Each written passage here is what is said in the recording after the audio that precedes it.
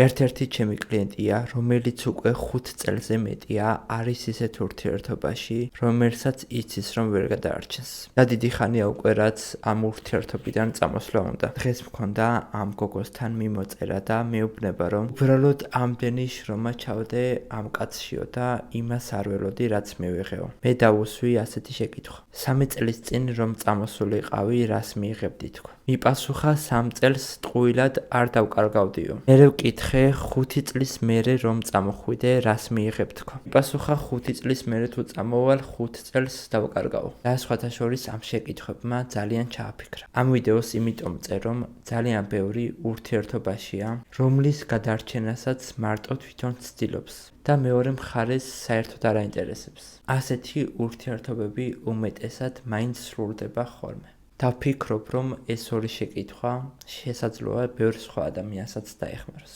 თუ პირველად მხედავ, ჩემს გვერდს გადახედე და თუ დაინტერესდები გამომეწერე.